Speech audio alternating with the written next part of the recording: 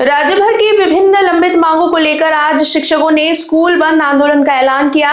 पुणे जिलाधिकारी कार्यालय पर निकाले गए विशाल मोर्चे में शिक्षकों ने टीआईटी की शक्ति और स्कूलों में रिक्त पदों जैसे मुद्दों पर सरकार की तीखी आलोचना की। मोर्चे में शामिल शिक्षकों ने कहा कि 2013 से पहले नियुक्त शिक्षकों पर टीआईटी अनिवार्य करना पूरी तरह से गलत और अन्यायपूर्ण है।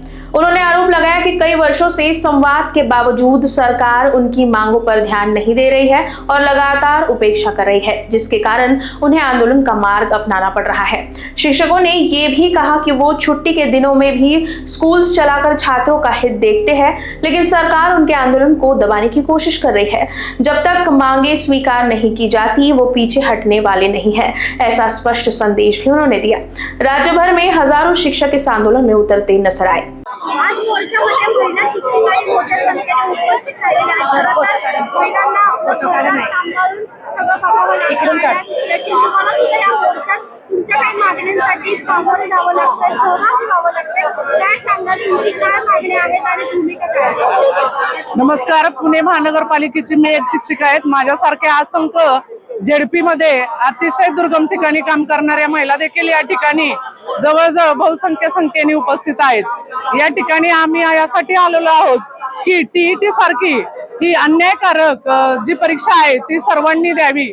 हे जे बंधनकारक वक्तव्य आहे सरकारचं किंवा सुप्रीम कोर्टाचं, ते खूप अन्यायकारक आहे। कारण की आम्ही ज्या ठिकाणी इथं नोकरीला आलो त्यावेळेस आम्ही विविध परीक्षा इथं पास करून या ठिकाणी नियुक्तीमध्ये आलेलो आहेत आणि या नियुक्ती झालेल्या असताना देखील केवळ एका परीक्षेमुळे आमची पात्रता सिद्ध केली जाते, हे चुकीचं आहे।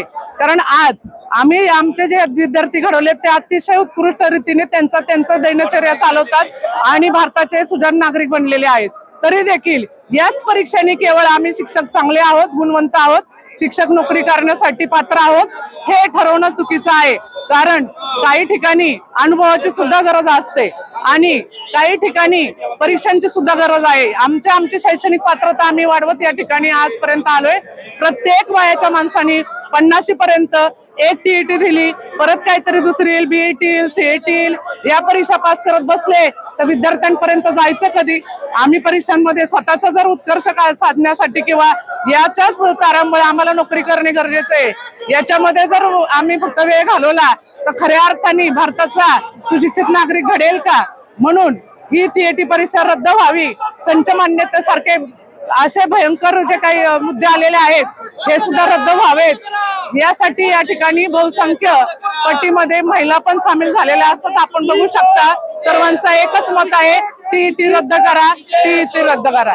धन्यवाद। आज हजारोंच्या संख्येने शिक्षक आंदोलनात सहभागी झालेले आहेत। काय मागण्या आहेत? सरकारने लागू केलेली टीईटीची आग पहिल्यांदा रद्द करावी।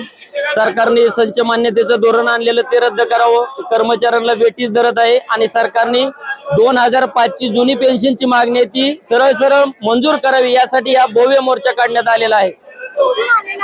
मी बारामती तालुक्यामधून आलेलो आहे। पुणे जिल्हा जुनी पेन्शन संघटनेचा जिल्हा कोषाध्यक्ष या नाते मी या ठिकाणी माझं मनोगत व्यक्त करत आहे। मी बारामती नगर परिषद शाळा क्रमांक 1 या ठिकाणी उपशिक्षक पदावर कार्यरत आहे।